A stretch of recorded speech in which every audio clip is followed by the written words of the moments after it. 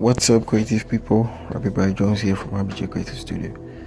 So today we're doing a tutorial on how to create a political flyer. So I've been doing a whole lot of political flyers. It's a lot. People have been asking me, like designers have been asking me about how I go about it and a whole lot. I have like few samples on my Instagram page. This is one, and this is also another one, and this is sort of also part, and I have a few down here. Yeah, this one is also part. So I had a few of the young designers out there asking me how I go about political designs. Well, today I'm doing a tutorial on it so that you get to know how I go about my political flyers. Kindly subscribe to the channel and like the video and continue with me. Yeah. Okay. So let's head straight into Photoshop. I'm still using Photoshop 2019. I'll move on to 2021 very soon. I don't know when, but I will. Yeah. Okay. So I'm doing a flyer for a student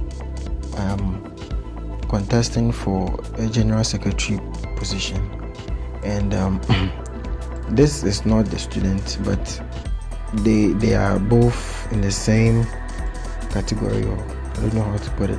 So first of all, we will have to introduce our logo. So we have KNUST logo here, we have Ghana Students Chemical Society logo too here. So I'm just going to swap them into the newly created document. So I'll just put them somewhere here. So whenever you're about to create a political flyer, first of all you have to think about the colors of the person's college or hall or whatever. So looking at a few of the designs on my page here, you can see that I go through the colors of the hall or whatever, and it's more of like you using the colors from the logo, that's the college logo or the hall logo, to give it something extraordinary. And if you are going with a different logo that doesn't have cool colors or anything, just come up with anything cool that can support your work. Yeah. So we have Nooks, as usual, we all know Nooks is red, but then I added a hint of gray to it just to keep it going. Yeah. And I had this work, she's going for an SRC general secretary, but then I added red, and the red comes from the fire in the KNUST logo. Yeah. So it depends on how you want to approach the work. For me, I'm always approaching works using colors from the logos. Yeah. Okay. So this time around, we're not going to do any serious complex background. I already have a background here I downloaded from FreePic. Yes, we all use FreePic. The main reason why I use FreePic also is because FreePic has a lot of, this is not a sponsored ad, but FreePic has a lot of backgrounds, mockups. It's a cool type of thing. So this is the background we're going to use. It's yellow with some lines in it. Yeah, we are not going for any complex background, just this background, we're good to go. But then the arrangement and the alignment for the design is what we're going to look at. Okay, so I scaled this to fill half of the artwork, so I'm just going to click on it so it enters. Then you see we are left with the upper part. So what we're going to do is we're going to duplicate the background, Ctrl+J, then transform it, right click and flip it vertically. So after flipping it vertically, we have to shift the duplicated image up so that it makes way for the backward image. Yeah, so something like this. So it joins the already image that was there, the original image. So right now we have 2 images filling up the whole workspace. Yeah, so after that you just lock it so that it doesn't interfere with whatever you're about to do. So after creating the background, or after moving the background, making sure that it's in place, you'd have to go in for the candidate's image. Most of the time, sometimes I go in for the text. I'll choose the text, type their names, the position they are going for before I'll bring in the image. But today I'm going with the image first. So let's go to File, Place Embedded, and go to Downloads. She actually, the candidate actually took some few pictures, and she sent them to me. Yeah, this is one of the image. So we import our image in. Then we are going to color grade this to our liking. Right now it's cool, it's nice, it's whatever, but I just want to add some touches to it. You know, for me I'm always adding extra things to my work. Okay, let me shift the logo to the left side because it's going to disrupt me a little bit. Okay, then the image comes to the right side. Okay, so what we're going to do is we're going to scale the image up a little bit, just so we get the details in her face and other parts. Yeah, so after this we're going to open the image in Camera Raw. And what I mostly do is I duplicate the original image, then I rasterize the image. That's the duplicated image, and we all know the shortcut for rasterize if you've been following my previous videos. So the main reason why I rasterize it is because if I don't rasterize and I leave the smart object like that and I enter Camera Raw, I can come back, re-edit and do whatever I want to do. But then the moment I rasterize it, I cannot come back to edit the image that I sent into Camera Raw. But then this right here, me rasterizing this image is due to low machine and all this. I have a slow machine here, but I'm just trying my best to keep you guys updated all the time. Okay, so with the duplicated image, let's enter Camera Raw. Okay, so we move on to filter, then to Camera Raw real quick. As I said, my machine is very slow, so it's going to take a while, but still it's going to pop up though. Yeah, okay, so the image opens up in Camera Raw. So what I'm going to do is I have a preset here, intense dramatic portrait. I'm just going to click on the intense dramatic portraits, and it's going to overlay on the image. So the intense dramatic portraits has this type of like this kind of dark, I hope you're seeing this, but then the noise reduction comes to 30, and I want to have the details and everything, so I'd have to take the noise reduction down to 0, bring up the masking up a little bit, and also the sharpening up a little bit. And fun fact, after we are done with this image, we're going to reduce the opacity, so don't worry, whatever I do here shouldn't amaze you or something. Then I'll just open the exposure a little bit and add a little bit saturation to it also, and I think we're good to go. So I'm just going to click on OK, then it will reflect back into the duplicated image. So let's wait for it to finish doing whatever it does. Okay, so it will be done very soon, and we'll move on. When it's done, I'm going to reduce the opacity for the duplicated image, just because I don't want the exact effect that I applied. Yes, I don't want this effect. This is not what I want. This is too much. But then I created this, or like I applied this effect so that I can reduce the opacity so that it blends with the original image. So let's go in for 50% of opacity. Just click 5 on your keyboard. It will take you straight to 50%. I think it's cool. Let's toggle off the duplicated image to see how the effect works. Yeah, so this is how the effect works.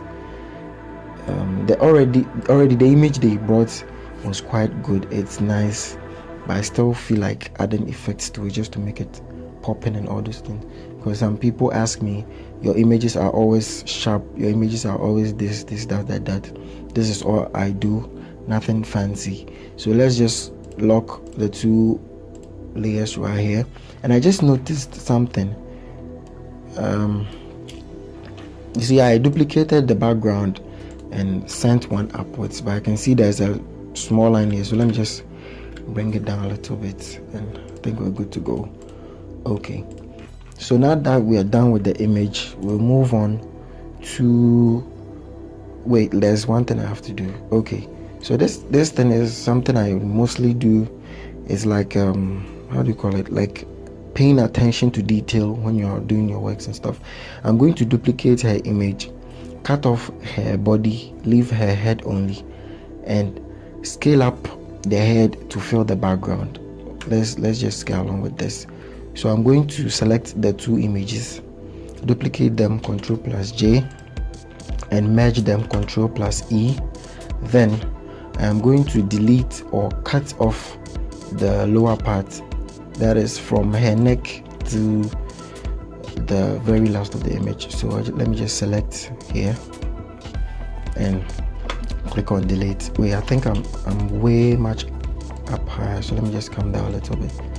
Okay, something like this will do, because I'm going to clean on that area. Okay, after that you hit on backspace or delete to get all those that you don't want out. Then you select your eraser. Shortcut for eraser is E. Then you clean the edges. Real nice, very cool. So I'm going to one thing that you have to notice is, if I scale up this image just like this and overlay it at the background, it's cool, it's nice, but I just want to have some difference in the background. So what I'm going to do is I'm going to right click on the image. I've transformed it, so right clicking will just bring me to the properties. So I'll flip horizontally so that you get this feeling that the images are different. Meanwhile, it's the same image. Okay, so let me accept this. Nice. So what I'm going to do is I'm going to set this image, that's the head, right on top of the background. Then I'm going to set the blend mode to overlay. Yes, so this is what I mostly do to give detail to the image, and that is creating the face of the client or the aspirant and just taking it to the background. So after I'm done, I can reduce the opacity for it. It depends on how you want it to be, like a personal preference type of thing. So let me just center it here, and we're good to go. So I'm going to lock it because I don't want it interfering in what I'm going to do next. Okay, so after that, I think we almost forgot to add the name of the school and also the college. So let me just bring this one here. I'll just have to duplicate this one into the work that we're doing. Okay, so duplicate it right into it. I'm pretty sure you all know how to duplicate layers from one workspace to the other. Yeah, if you're following my videos, definitely you know how to go about that. Okay, so let's align to the left here because the details are all going to be aligned to the left. So place this one right here. Then Ghana Students Chemical Society will just come down. Okay, then something like that, and we're good to go. Okay, so you can choose to change the font for the text right there. You can choose to change the color. Let me use white and see if white is going to be okay. So this is white, but I'm not really feeling it, unless, so if I'm supposed to get something deeper here, I'd have to duplicate, no, not duplicate, I'd have to overlay like something darker under the text. So let me just open a rectangle behind it, select a darker color. I'll go in for orange because there's orange in the background too. Going for the deeper parts and reduce the opacity way down. Yeah, something like this can also help the white pop up. It's cool though. Yeah, and I think we are overlaying the logo, so I'd have to bring it down. Yeah, something like this to do, but then I'll keep it simple and just go in for black. That is what I'm going to do. I'll just keep it simple and go in for black. Okay, so we're done with this one. Now let's head to the name. Don't forget to save. The main reason why I haven't saved yet is because I forgot. Let me save it, because where I am right now, they can off the lights anytime. Yes, so her name is Opoku Beatrice. I think I've already saved because I did one work later on, so I'll just do it Opoku Beatrice 1 and just save. I'm pretty sure we all know the reason why I'm saving at the TIFF. That's a TIFF, because yeah, I love TIFFs. TIFFs are cool.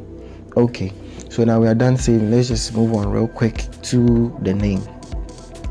So let's choose the text tool, click and get something real quick.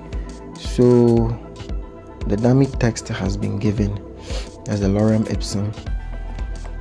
Let me type the candidate's name. So her name is Opoku. So I have the Opoku in place. Scale it up a little bit. And this time around, I'm going for Bebasnu. I'm pretty sure we all know Bebasnu. Bebasnu is like a legend when it comes to fonts.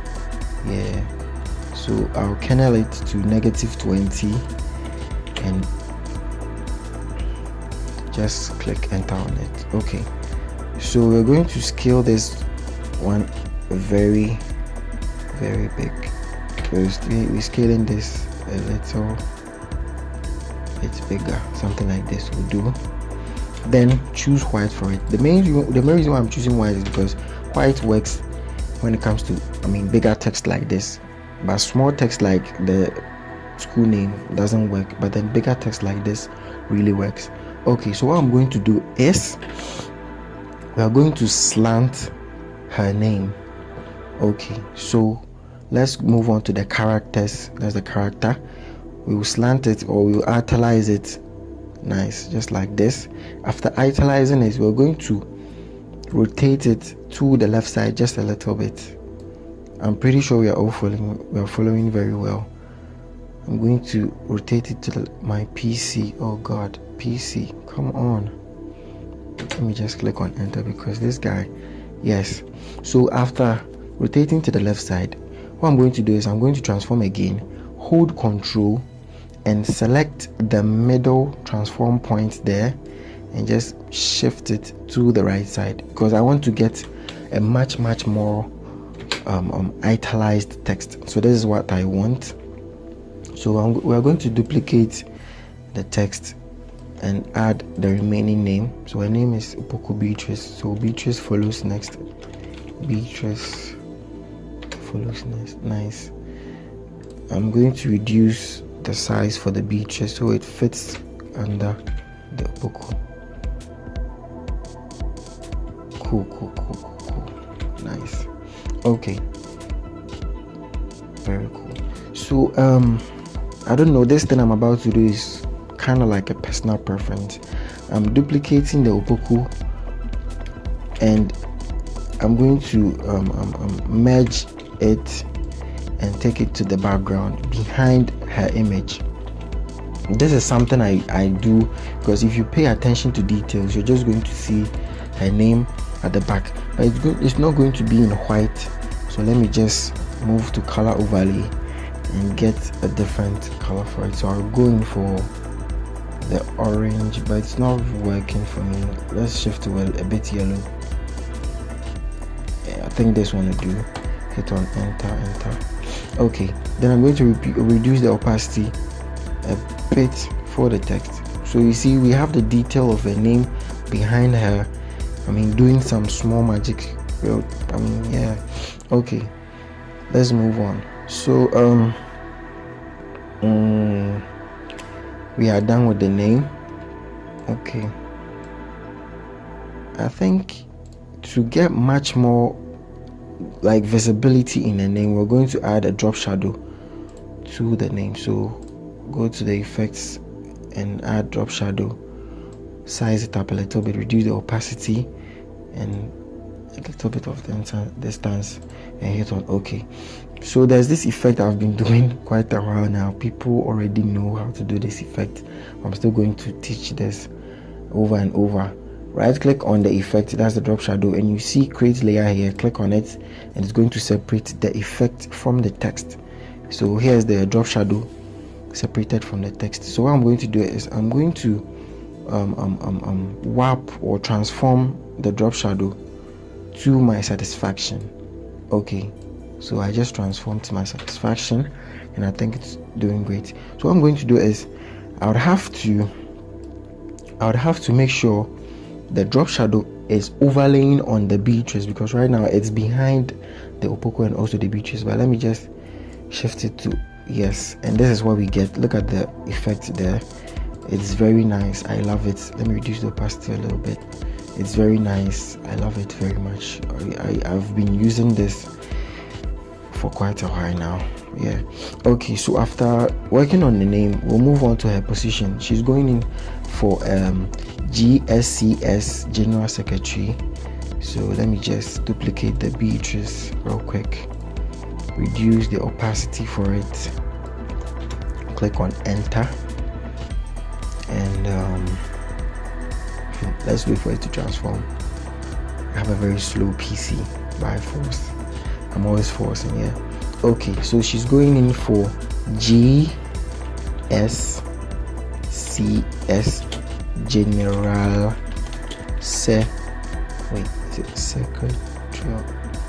Secretary. Am I? Yeah, I think I'm right. Yeah. Okay. I think there was hopeful. She added hopeful or something. So let me just add the hopeful. Yeah. So GSCS General Secretary, hopeful. Okay. Let's reduce the size so that it fits under her name. Wait, fun. I think we can put this on a rectangle. Let me open a rectangle real quick so that we overlay this on the rectangle. Okay, so I think the rectangle is quite cool. I'm rotating this so that it works along with the rotated name and the position she's going for, and also slant it so that it works with both the name and the position. Okay, now I think I would have to change the color for the rectangle, so let's change to orange. Orange is perfect. Nice. Let's reduce the opacity. Let's reduce the size for it real quick. Nice. And make sure the GSC General Secretary hopeful is in the middle. Very nice. So far so good. We are doing something. Don't forget to save. Control S should be your friend. Control S should be your paddy. Control S should be something you keep on doing. Okay, let me pour in a trick real quick. There's this effect we do with drop shadow. It's very nice. People have been using it since 2000 and something. So let's hit on the effects, move on to drop shadow, and make sure the drop shadow is in and working. Okay, I'll just add a little bit of spread in it, a little bit of opacity, and hit on enter. Let's duplicate let's separate the shadow from the text, the rectangle. Okay, now we are going to reduce the size for the drop shadow. Make sure it's in between or in the middle of the rectangle, and we're going to hit on the warp button here. The warp button basically gives you the opportunity, or gives you the how do you say it? Gives you the right to transform, do whatever you want with the effect. So I'm going to drag the edge down. Okay, drag the other edge down. Okay, and drag the middle inside. Nice. I'm pretty sure you've been seeing this effect all over. This is how it's done. Reduce the opacity, then you're good to go. This is how it's done. There's no two ways about it. Duplicate the separate the drop shadow from whatever you're about to do, and you just use the warp tool on it. Okay, So we are done with the GSCS General Secretary Hopeful. Then let's move on to her mantra. She has a slogan that she's using. Is information something. Let me just check this real quick so that we can move on. Information something is what she's using. And for the mantras, you can use any font that you want. You can use a normal font. You can use whatever font you'd like to use. Just make sure you're not you're not making that type of font overshadow all the others. So her mantra is information driven. So we are going to duplicate the GSCS General Secretary Hopeful. Main reason why we're duplicating all these is because we've already worked on the slanted effect here, so there's no need to create the font and go all over again. So her mantra is information driven. Okay, nice. So I'm not going for the same font. I have a font here called Hairton. Is it Hairton? Yeah, it's Hairtine or something. Font names are so hard to mention. So Hairtine is like a calligraphy font. I don't know if it's a calligraphy font, but I think it's a calligraphy font. Yeah, it's a signature font. Yeah. Okay, so information driven, we are using the Hairtine font for it, and it's like this. I'm pretty sure I already told you that when the text is very thin and it's in white, you don't really see the visibility on yellow. So this is what I'm going to do. I'm going to add a little bit of drop shadow to the information driven and just reduce the opacity for it.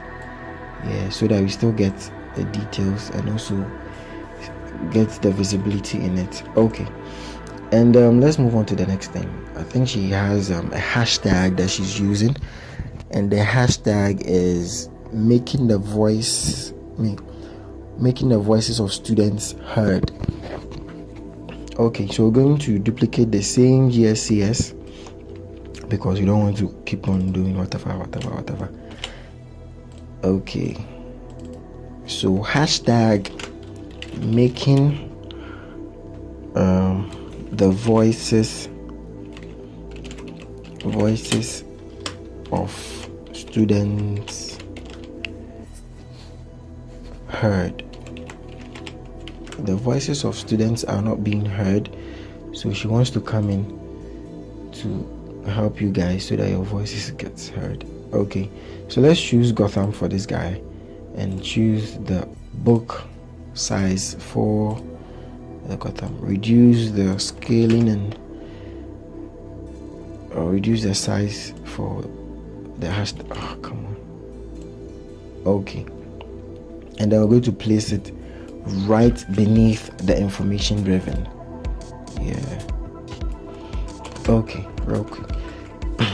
Nice. So guys, this will be all the details. Wait, I think we have to add her social media handle. So looking at how the design looks, it's like the name, the position she's going for, her mantra and the hashtag are all driven down. So we are going to select them all and shift them to the upper part of the artwork so that, yeah, something like this. I mean, balancing has to be in the work. We have to balance the work and everything. Okay, so we are going to bring in her social media handle, and she says she's on Instagram and Twitter only. She's not on Facebook. So let me see if there's no social media handle here, so I'd have to go into an artwork. So this thing is something I've been doing all over. I don't like going in for the handles and typing the names all over. So I'll just open a recent work where I use the handle and I'll just duplicate it from it. I have Akwasi Ojo Kwarteng's work here, so I'm opening the work. I just take the handles from the work and I'll just drop it in here.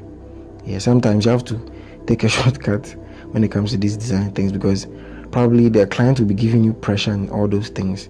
You would have to work along with time. and my PC is very slow. But still going to come through. Yeah. So guys, let me give you something here.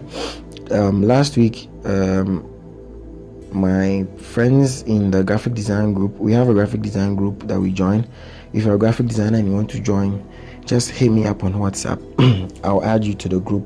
You can learn a lot from the group. Yeah, so we were talking about how graphic designers price clients, our payment methods and all those things.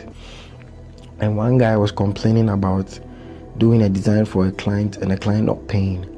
So I'll advise you guys, it's either you take half payment or full payment before you start the work. This is your work and you're dedicated to doing it. It's what you do all the time. So there is no way you're going to take a client's money and not deliver his or her work. So when you get the request that you want, that the client wants this design, just tell the client, I charge, let's say 100 cedis for a flyer. Please, you can make payment, you can make full payment so that I start on the work, or you can make half payment. The main reason why we're doing this is it's not about we not trusting the clients. One, we don't trust the clients. Yes, because you can do a work for a client and you won't hear from the client anymore. Meanwhile, you've already sent the work and everything. So what you're going to do is charge the client. I think this work is delaying, but it's still going to come through though. Charge the client, let's say 100 cedis. Tell the client you want him or her to pay half or full.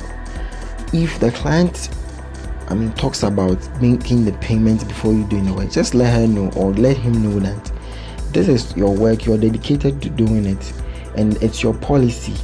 You take payment before you start the work just because you want to get motivation or you want to really be in the mood to do the work. So just so you get a proper and nice work for the client should pay you the money for the work that he or she wants you to do. I'm pretty sure you get a client who's going to send you money for that. Then you just move ahead and do the design. After that, if there's any correction on the work, the client will just tell you, you do it, and we are all good to go. And these dogs again, oh god. Yeah, so yeah guys, so that's the truth in all of this. And I'm saying this because of where I am. I'm in Ghana, and the clients here in Ghana, a lot of them are using their brains, they're using their minds, because you can do an artwork for them, and you'll be messaging them, calling them here and there, and you won't get any feedback. Meanwhile, you've already sent the work and they've used it. So yeah guys, just take half payment or full payment before you do the work, and you're good to go.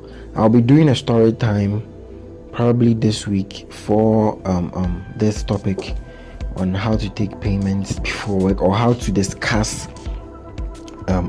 payments with clients. When you go overseas, when you go to abroad and other places, you have to do the work for the client before the payment comes in.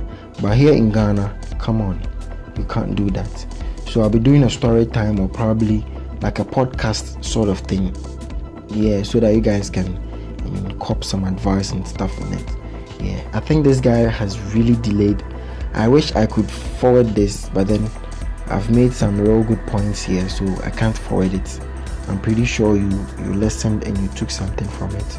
Yeah, so it's about to open, so we get the handles. We just want 2 handles. Okay, so this is Akwesi Ojo Kwartin going for University Hall President, and I'm also handling his designs. I'm pretty sure he's going to win because he's very hardworking. I don't really know him personally, but per what I've heard, he's hardworking. Okay, so we want only the Instagram and Twitter handles, so I'm just going to select them plus the text here. Yeah, so I've selected the Twitter and okay. Twitter, Instagram, and the name. Okay, so right click, duplicate layer, could be choose one, enter, and yes, I think we've imported it. Okay, we have the handles here. Let's zoom in real quick and take care of this.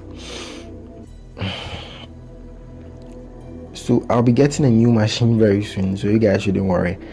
I won't be getting these loading stuffs. I mean, everything is a process.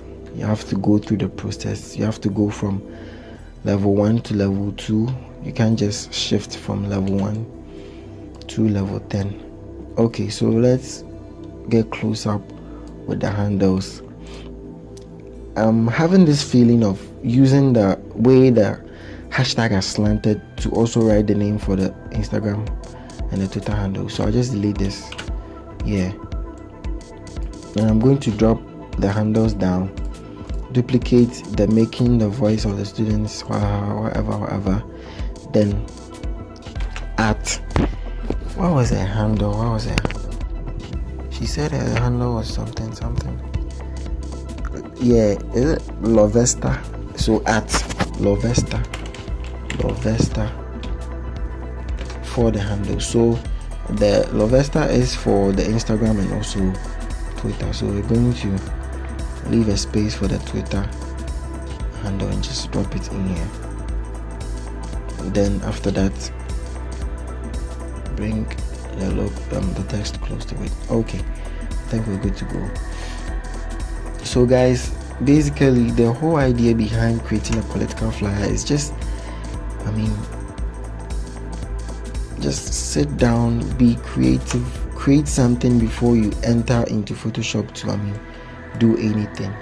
So before I started doing this work, I sat down, looked at the logo and came up with something before starting with this whole thing. Yeah, that is what I did, and it worked real good. So there is something I've noticed here. I think the details down here is not really popping up well. So what I'm going to do is I'm going to create a new layer on top of the big head here. Choose a deeper orange color, select my brush and just brush what did I even say? I'll just brush down here, then I'll transform it, hold shift and drag the middle part so that it feathers along the way.